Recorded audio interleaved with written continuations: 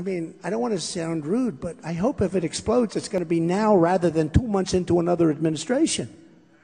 Because honestly, you got yourself problems. The word bubble, remember the word bubble. You heard it here first. Love him or hate him, there's one thing nobody can deny. Donald Trump knows a lot about the U.S. economy. He's part of the 1% running this country and has built a multi-billion-dollar fortune. So, is the Republican frontrunner full of hot air again? Or is this a slip of the tongue from somebody who knows more than he's willing to share with the rest of us? The answer to this question will shock even hardcore liberals. My name is Charles Hayek, and I'm a retired economics professor. Most of my life, I've studied macroeconomics and the cycles of boom and bust in the global economy. What I can promise you right now is if you give me just 10 minutes of your time, you will understand more about our economy than many Harvard graduates. In my research, I have uncovered a strange pattern that has been going on for the past 20 years. A bizarre economic cycle intimately linked to every U.S. election since then. Right now, I will show you the hard facts that led me to this conclusion in plain and simple English, so that by the end of this video, you can make your own choice and be better prepared for what's to come. But to understand how this bizarre pattern works, we need to take a short look back at 1999. When the ball drops on the year 2000, it will be a momentous event for the world and for the U.S. economy, which is closing in on its longest expansion ever. The decade has been marked by strong growth, the lowest unemployment in a generation, and yet remarkably little inflation. It seemed like a totally different America than the one we are living in today. The stock market was booming thanks to the internet companies, affectionately called the dot-coms. For many Americans, investing in the internet companies seemed like the quickest way to become rich. More and more people put their savings into the stock market, driving it higher and higher. They gambled their money on the hope that they could sell those stocks for 2 to 3 times their value. And everybody was praising the Clinton administration for creating the biggest economic growth in U.S. history. For a time, it worked. To many, it seemed like the party would never end. Even the chairman of the Federal Reserve, Alan Greenspan, said, "Technology is creating a new economy, one where the old rules no longer applied." The Fed was so confident that in February 2000, it began raising the interest rates to their highest level since 1995. At the same time, bad economic data started to come in. The previous holiday season that was supposed to bring big profits to internet-based companies was a major disappointment. And it was not just online shopping. Ordinary Americans bought less, and consumption was dropping. While the nation was preparing for the next election, the house of cards built around the stock market started to collapse. On the 12th of April, 2000, the NASDAQ dropped by 386 points. It was the largest drop ever recorded, and by the end of the next week, Wall Street had lost almost a quarter of its value. The long economic boom of the late 90s became a gigantic bust. Bush was entering office at a time when the NASDAQ had lost 60% of its value, erasing $7 trillion of American wealth. Clinton's economy grew on the back of the dot-com bubble, and now everybody was looking to Bush to get the economy going again. But before going any further, let's take a short step back and see what we can learn from this. An economic bubble grows around an asset that becomes very attractive to investors. In the 90s, this asset was the internet company stock. Greed attracts more and more people who gamble their money, hoping that prices will go up and they will sell for a profit later. When people are blinded by the bubble, they think that growth will never end. This delusion is fueled by the media, economic experts, and even the Fed. At this point, something very interesting happened. As the economy showed signs of slowing down, the Fed raised the interest rate.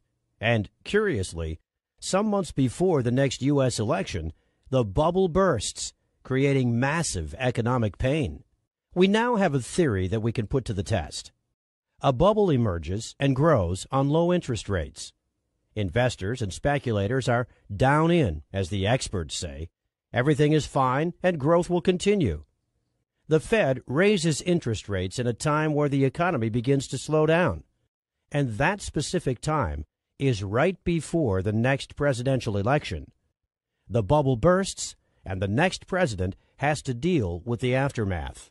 If this sounds crazy to you right now, let's put the theory to the test. I do believe in the American dream. I believe there is such a thing as the American dream. Owning a home is a part of that dream. It just is. Right here in America, if you own your own home, you're realizing the American dream. The asset this time was houses. The Federal Reserve had cut interest rates from 6% in 2001 to 1% in 2003. Rock-bottom interest rates created a huge demand for mortgages, as they were cheaper to pay off. Everybody wanted a house, and that pushed prices up. You could get rich just by becoming a homeowner, as the price kept going up. Soon, even people who could not afford to make a down payment or could not provide proof of a steady income and collateral were given loans to purchase new homes. If these people defaulted on their payments, the bankers didn't care. They would be left with a house, an asset that was rising in price. These no down payment, no collateral mortgage loans, called subprime mortgages, were given to millions of low-income families. And one of the barriers to home ownership is the inability to make a down payment. And if one of the goals is to increase home ownership, it makes sense to help people pay that down payment. Now, the bankers had a brilliant idea. Bundle up the normal mortgages with the subprime ones and sell them to other banks, pension funds, hedge funds, and sovereign funds. Mortgage payments generated huge profits, and demand was high for this new type of speculative contract, now called collateralized debt obligations, or CDOs. This created the housing bubble.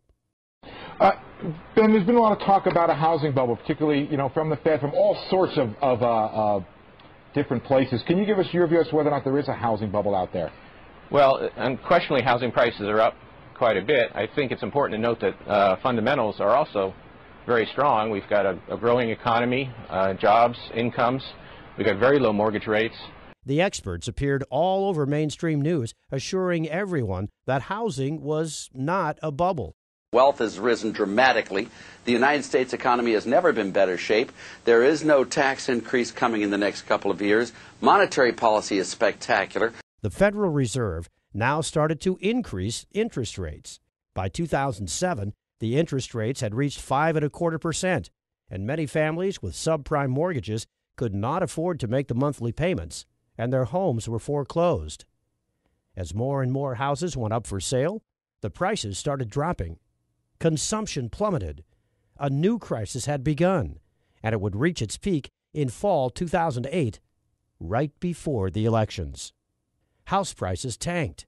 Banks and other investment funds found that their bulletproof, high-profit CDOs became worthless. No one wanted to buy CDOs or houses anymore. It was a financial bloodbath. The banking giant, Lehman Brothers, had bet on mortgages and was left holding assets nobody wanted anymore. On the 15th of September, it filed for bankruptcy. During November 2008, Americans lost more than a quarter of their collective net worth. U.S. stocks were down by 45% from its 2007 high. Housing prices had dropped 20% from their 2006 peak. Total U.S. household wealth went down by $14 trillion. Through the banking giant Citicorp, Bank of America, J.P. Morgan, and Goldman Sachs, the big traders of CDOs, the crisis had spread to the world. And now, stocks and property values plummeted everywhere. The economy of the world entered a deep recession. All this happened as our nation was preparing to choose its 44th president. The housing bubble burst 2 months before the election. So how does our theory stand? We had a new housing and subprime mortgage bubble created by low interest rates. Many Americans thought housing was a secure investment. The banks gambled huge sums of money on CDOs. The experts, again, said everything was fine. The economy started to weaken in late 2007 as the Fed was increasing the interest rates. The bubble violently burst just as Americans were preparing to vote for the 44th president of the United States. Everything that happened in 2000 happened again in 2008. The bubble burst in the year of the elections. Only this time, it was bigger, and the damage was global and massive. The theory is proven correct again. There's an election coming this November. Will there be another economic crisis? Let's go through our checklist again. In December 2015, the Fed started to increase interest rates. For the past 5 years, the rate has been close to 0%. The economy is already showing signs of slowing down. Right now, the Bloomberg Commodity Index hit a 16-year low. The last time this happened was August 2008. Commodities represent all the goods being traded around the world. Everything from oil to coffee, sugar, steel, and copper. When their price slumps, it signals a slowdown in the world economy. Oil is reaching its 2008 low point. The last time the price of oil was this low, the global financial system was melting down. And this time, it will hit the U.S. economy much harder because of the shale miracle. CNBC's Jim Cramer is warning that many U.S. oil companies will become bankrupt if the price of oil remains this low. The price of copper, too, has plunged all the way down to $2. The last time it was this low was just before the stock market crash of 2008. Consumption is slowing down. U.S. imports of goods declined by 6.6% on a year-over-year basis. U.S. exports of goods declined by 10.4% on a year-over-year basis. 2015 was the worst year for holiday spending since 2008. U.S. manufacturing is contracting at the fastest pace that we have seen since the last recession. If just one or two of these indicators were flashing red, that would be bad enough. The fact that all of them seem to be saying the exact same thing tells us that big trouble is ahead. So, what are the experts saying? What do you see right now? Actually, the economy is fundamentally strong. Housing is booming. Technology is booming. Commercial real estate's booming. In all fairness to Obama, during his administration in the last few years, jobs have been created and the jobless rate is way down. If you just kept it simple, you'd say that the United States is growing almost at kind of at trend growth, whether it's 2.5% or just under 3% growth or maybe even a little above it. Well, no, but around trend growth. Following our checklist, we have an election year, the Fed raising interest rates, an economy slowing down, experts saying everything is fine. The only thing that's missing is the bubble that Trump warned will burst before the November elections. Does he know something we don't? The word bubble, remember the word bubble. You heard it here first. I mean, I don't want to sound rude, but I hope if it explodes, it's going to be now rather than 2 months into another administration. Well, to understand exactly what a bubble is, we need to look back at the dot-com and the mortgage CDO bubbles. In both cases, people thought that they had something that would never stop growing, something too big to fail. In both cases, stocks and housing attracted huge sums of money, driving their prices way beyond the actual value. This is just like gambling. Buyers get the asset, hoping they will sell it in the future for a profit. When the bubble bursts, those who are left with the asset suffer huge losses. Right now, I must ask you to give me your full attention. The following 5 minutes will be shocking and a little bit tricky to understand. And I hope you're sitting down for this. My prediction for 2016 is that we will see a banking collapse that will make the 2008 crisis look like a Sunday afternoon picnic. This coming crash will wipe out the entire U.S. financial sector and take with it savings, deposits, retirement funds, pensions. It'll be nothing short of a financial bloodbath. How can this be possible? Well, remember how bubbles are created when something seems to grow indefinitely? The delusion is that something is too big to fail.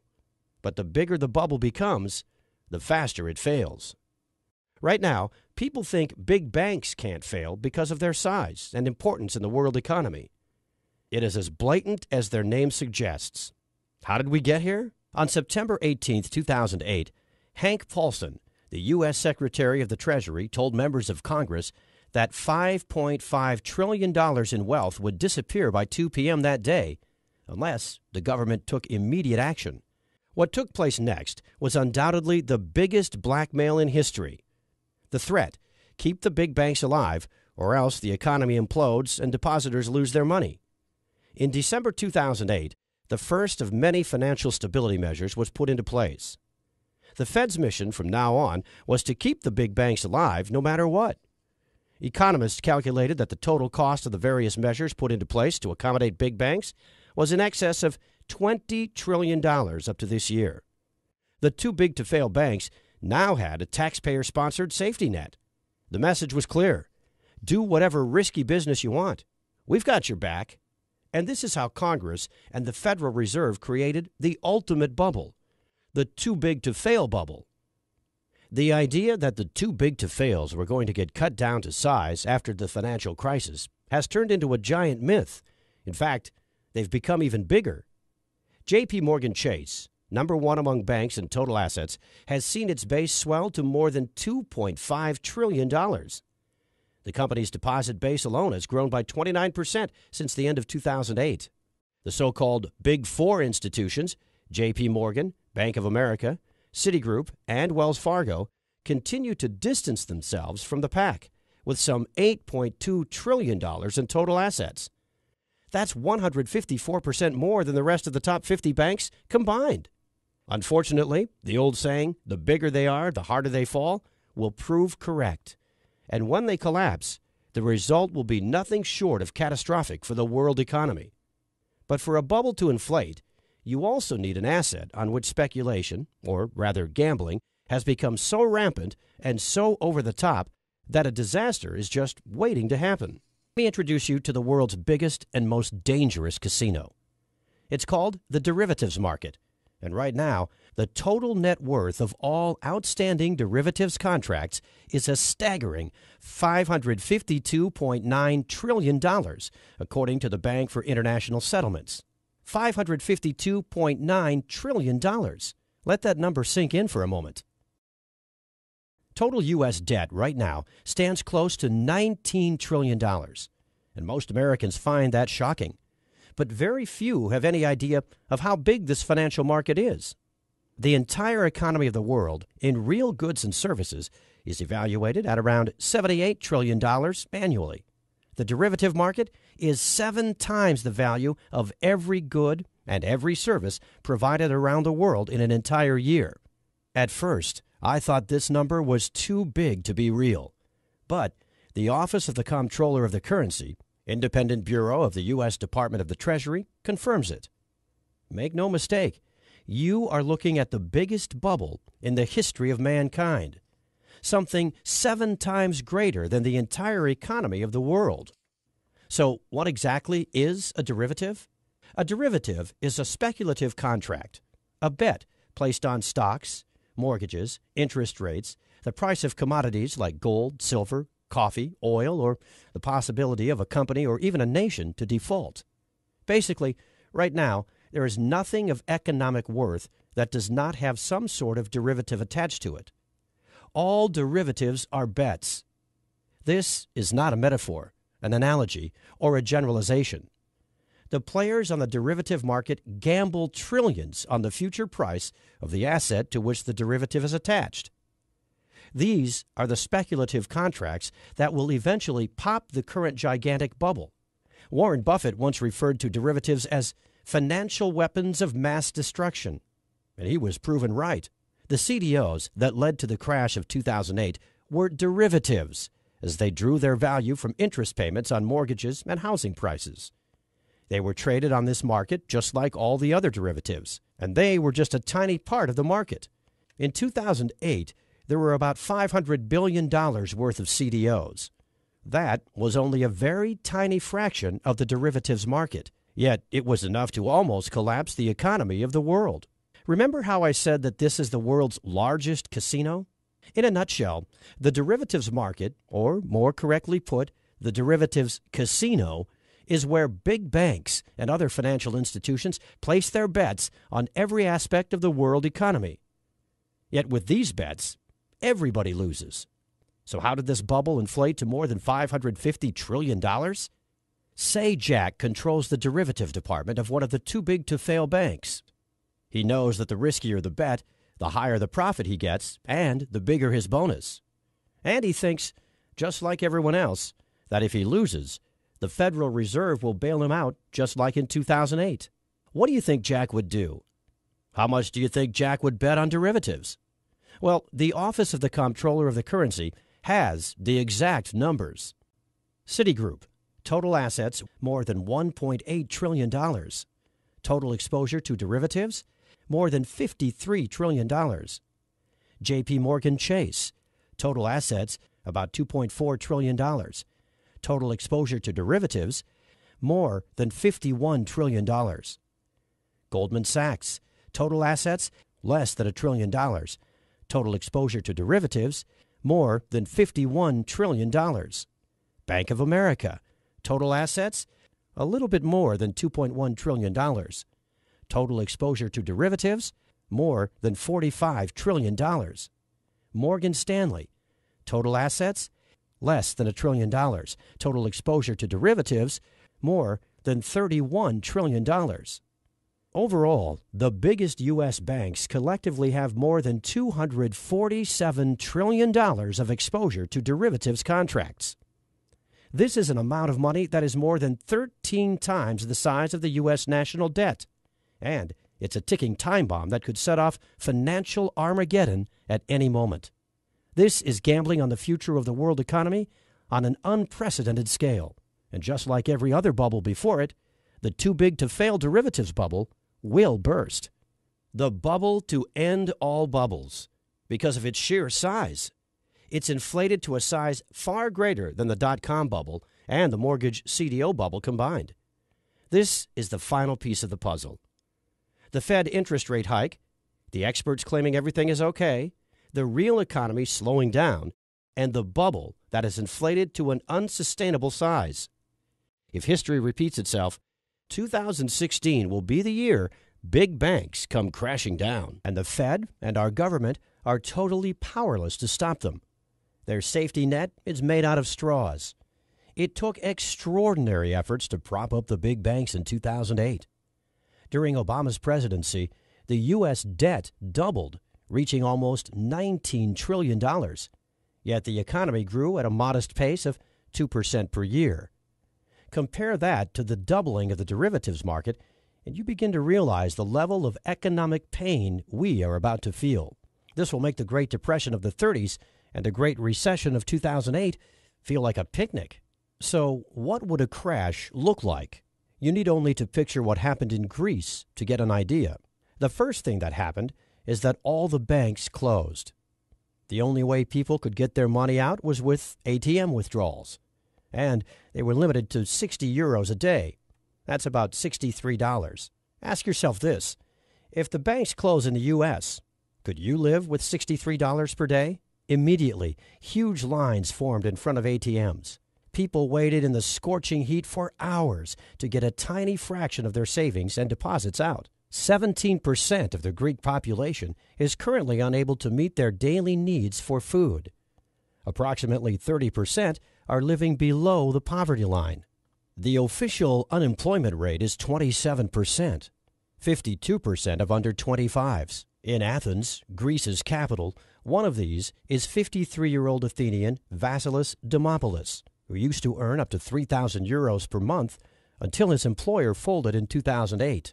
I sold my home in 2007, though the small profit I made is now gone. I was on the streets for 6 months, he said. Now, Dimopoulos lives in a Red Cross hostel selling Athens street paper, Shadia. Dionysia Michalidou, retiree. I have no insurance. I have no pension. I have nothing. Since the crisis, suicides have increased by roughly 50%.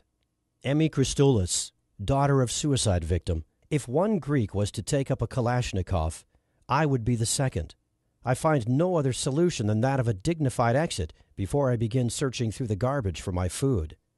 I believe that one day, because the younger generation has no future, they will take up arms and hang the traitors of the nation. Keep in mind that Greece received bailouts in 2015, and yet this is the situation there. Who will be able to bail out the world's largest economy? No one.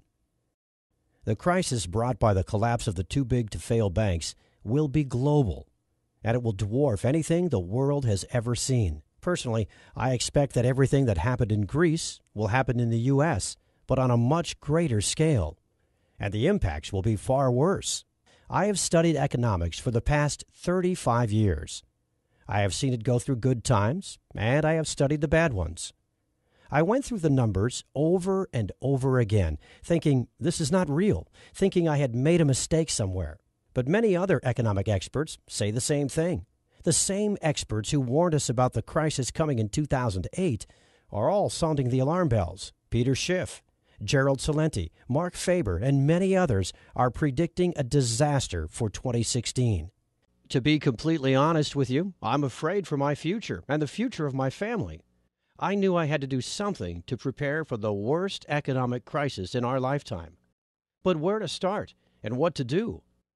While doing my research for this presentation, I discovered what Americans did during the last 3 financial meltdowns, which strategies worked, and which condemned hundreds of thousands to poverty. If this presentation made any sense to you, if you have begun to understand the economic gun that's pointed at the head of every U.S. citizen, then you need to take the following information very seriously. The first aim of this project was to warn people, just like you, of the imminent danger looming over our country. The second aim of this project is sharing my research on the last 3 financial meltdowns with as many people as possible. Let me tell you right off the bat, there are 2 mistakes 89% of Americans make right now that during the crash will cost them their wealth, their retirement funds, their deposits, and their savings. And there are 2 very simple solutions that require just 5 minutes to put into place in order to avoid financial ruin. But before sharing this with you, I must ask for your help. Here's why. I've gathered all my research on economic collapses that have happened around the world and created a blueprint designed to help Americans to survive and thrive during the coming big bank derivatives. I called my work Surviving the Final Bubble, and I've managed to deliver it to over 1,000 families through the Internet, and I did it without charging them a single cent. Unfortunately, keeping the website up and running and sending the message across is not cheap. I dedicated $10,000 of our savings to do this, and it was all gone by January 3rd. The only reason you are seeing this presentation right now is because I started to give away Surviving the Final Bubble at a cost. I crunched the numbers, and in order to keep this website alive, we need to get back $37 for every copy delivered. It is only through the contributions of other like-minded, responsible Americans that you are seeing this presentation right now. Over 3,000 people have read the book, discovered the vital information on wealth protection and crisis survival, and contributed to our project. Here's a short summary of what you will discover inside. Why the government is not your friend when safeguarding your wealth during an economic meltdown. Just to give you an example, during the crisis in Cyprus in 2012, deposits were confiscated to prop up the banks. But they can't take what they don't know you have. There are 3 assets you do not have to report to the U.S. government, and I will show you how to use them to protect your wealth and financial stability. There are 2 types of stocks that positively skyrocket when the rest of the market comes crashing down. The harder Wall Street bleeds, the more valuable this investment becomes, as everybody scrambles to get a slice of these types of companies. I will tell you the best moment to buy and when you can cash in safely. There's one item that during an economic crash becomes a real godsend. That's because it's easier to barter with, to store, and its price usually skyrockets. I will show you exactly why owning it means seizing an opportunity that may end all your financial worries, and where to get it to avoid scammers. This is just a small sample of what you can discover inside. So I mentioned 2 mistakes that will wipe out trillions during the coming collapse. First, 89% of Americans are not aware of something very serious. When you put your money in the bank, you have legally transferred your deposit to the bank. You have become the creditor, and the bank is the debtor. The bank owes you the money. When you demand payment, the bank is obligated to give you your money back. However, if the bank becomes insolvent prior to you taking your money out of the bank, they will not have to give you your money back. All of your money will simply vanish. Secondly, if you own stocks, sell them. Get out of the stock market. Stocks are the absolute worst place to keep your money if an economic crash happens. Your money will be wiped out in the blink of an eye. We've seen this happen in 1929, 2000, and 2008. The stock market crash has already started, and it will only accelerate as the election draws near. This information is designed to help you thrive during the big bank derivatives collapse, if it does not spin completely out of control. Up to this point, we have only talked about wealth protection, but it might not be enough. Given the size of the derivatives market and the wild speculation going on, securing wealth and financial stability may be very low on the priority list for any family. Food, water, safety, and keeping illness and criminals away may be a far more pressing concern. Make no mistake, this disaster will be global. There will be no place to run to for safe haven. And that's when, by chance, I met Mark Baker. To some, Mark may seem somewhat eccentric because of his passion and dedication to survival and disaster preparedness. His dedication goes way further than reading books, attending seminars, and learning from the experts. He likes to test everything he's learned in real-life conditions. That's why he went to Greece and to Venezuela during the worst time of the economic disaster that hit both countries. During a 5-month period, he stayed with Greek and Venezuelan families in the most impoverished areas, learning how an economic crisis impacts their daily lives and trying to help them out, all while putting his survival knowledge to the test. And he decided he would live there on a $300 budget for the entire trip. His conclusion? A lot of the information provided by survival gurus out there has nothing to do with real life and can be downright dangerous. A lot of these survival experts with their Amazon bestseller books are sitting behind their computer imagining how an economic collapse will happen and write about unproven, rehashed solutions, strategies that sound good in theory but completely unproven in a collapse. Fortunately, nothing beats hands-on, hard-earned knowledge. His experience in both countries was eye-opening, to say the least. He went through a food shortage, blackouts, riots.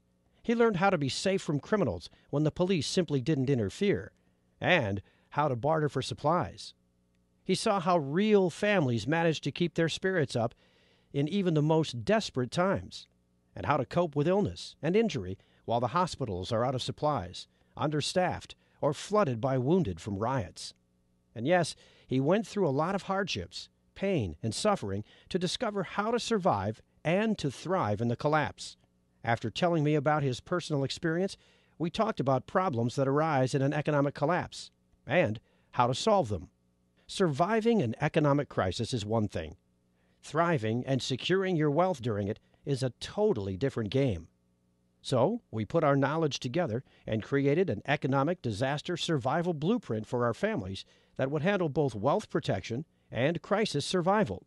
Mark's hard-earned skills will guide you through in what we call the worst-case scenario section.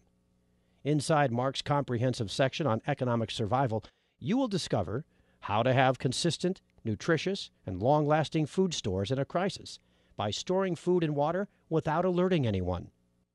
Following these first few crucial steps will guarantee that you and your family won't be left at the mercy of others for the most basic human needs.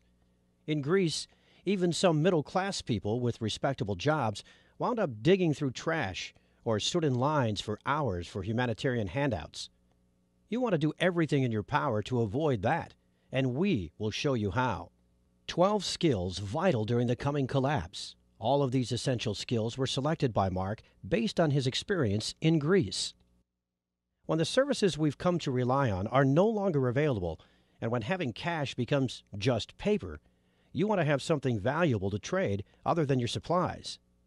You will be safer knowing you always have valuable knowledge to offer in exchange for whatever you might need. Unfortunately, because of their stature and frailness, children and senior citizens are the weakest links in disastrous situations like these. But that doesn't have to be the case anymore, because we will show you a couple of essential tips to ensure their safety and well-being at all times. You will discover the secrets on how to build strong links within the community and how to become its leader. There's always safety and conform in numbers, and you will find out how to build a cohesive group and how to manage dangerous situations. This is just a brief glimpse on our comprehensive guide to surviving and thriving during the coming financial meltdown. Here's my promise to you. Should this worst-case scenario happen, If you follow the information inside, you'll never have to beg, borrow, or steal just to feed your family or clothe your children, or to not have to live in unsanitary conditions during any crisis. But that's not all you're getting when you choose to contribute to our project, because you will also receive 2 bonuses that complement surviving the final bubble in every way. The first one is called Survival Mindset. During a crisis, many have lost their lives because they succumbed to emotional stress first. This guide is dedicated to showing you all the secrets to overcoming the powerful emotions that can overcome even the most seasoned survivalist during a disaster. In Chapter 1, you will discover the simple blueprint to coping with the emotional stress that can ruin even the most carefully put together survival plan. You will learn the simple remedies for the most crippling emotional states: isolation, anxiety and hopelessness, and many others. This knowledge will keep you and every member of your group confident, disciplined, and steadfast, and will maximize your chances of survival. How to keep morale up, and how to maintain a positive attitude. Using this information, you will easily become a true leader of the community. The second focuses on hygiene and sanitary conditions during the shortages that come with any disaster. Secrets to Sanitization After SHTF is designed to show you how to be safe from disease by using survival techniques to dispose of potentially harmful waste and garbage, how to efficiently use limited hygiene supplies to maximize their effectiveness. You will also discover how to prioritize hygiene needs during a disaster. Valuable resources must always be kept for high-priority sanitization needs and not squandered on petty ones. These bonuses are available absolutely free with your copy of Surviving the Final Bubble, and support this website today. But we want to go even further than that. Just say maybe to the Surviving the Final Bubble program click and the Get Instant Access button. Fill out your information on the Secured Payment Processor page and go through the program and the bonuses for a full 60-day trial. And if you have any reason for being unhappy with your investment, you will get a refund in as little as 48 hours, no questions asked. It's as simple as that, and you risk nothing. It will be hard to find a better proposition than this. Frankly, the way things are going, I would be surprised if the first major shocks to the economic system don't happen by the end of your trial period. When the unthinkable happens, roles in society are reversed. Being able to read fancy spreadsheets might be useful today, but in a crashing society, it will put you at the bottom of the food chain. Adaptability, strength, and the knowledge you are about to receive are the only things that will get you and your family through. It's time for you to make a choice. It may be the most important one you will ever make. There are 3 possible paths ahead of you. Path 1, you don't do anything. You go on with your daily life and pray for a miracle, or that any of the data presented above is fake or misinterpreted. You can trust Obama, Janet Yellen, Ben Bernanke when they all say everything is fine. But that's exactly what all the talking heads on TV and all the politicians said back in 2008. But this time, you know it's different. The bubble is much, much bigger, and the Fed is out of ammo. They have printed too much money already, and they have kept interest rates low for too long. There is no way out. No one to bail out the too-big-to-fail banks or the government. Over the past 8 years, we have doubled our debt, while the real economy, not Wall Street, hasn't even fully recovered from the last bubble. These are the undeniable facts of our time. I strongly urge you not to remain passive. Remember the suffering of Greece. It will all come to America soon. It will happen right before your eyes. Mark heard firsthand the cries of children, tears of hunger pain streaming down their faces. Don't let the same happen to your family. That is the result of doing nothing, of being unprepared. I hate to ask you this, but would you be able to live with yourself knowing you had one good solution in hand, one click away, completely risk-free? Unfortunately, this is the kind of attitude most of the Americans will cling to. But I get it. Ignorance is bliss. Ignorance is much more comfortable than being a true man and an upstanding American citizen and taking action right now. Path number 2, prepare and learn everything by yourself. Like I said earlier, I've spent countless nights thinking about the best ways to protect my family. But sure, if you really want to, it could be a viable option. But keep this in mind. You've never been through an actual economic collapse. You don't have the skills specifically tailored for this kind of disaster. Should you choose one of these paths, we wish you the best of luck and pray that you too will make it. Path number 3. Get instant access to the Surviving the Final Bubble program now. A risk-free, worry-free program with a treasure trove of knowledge to help you thrive and prosper during the economic collapse. Allow yourself and your family to have the peace of mind that comes when you know you have done everything in your power to keep them safe. You have to realize that the consequences of an economic collapse will not be the same as if there's a terrorist attack or food crisis or grid attack. What will be happening in the following months is something that Americans have never experienced before. The closest we've ever come is the Great Depression, and yet, while things were bad, society and the government survived. And with no middle class to fund anything,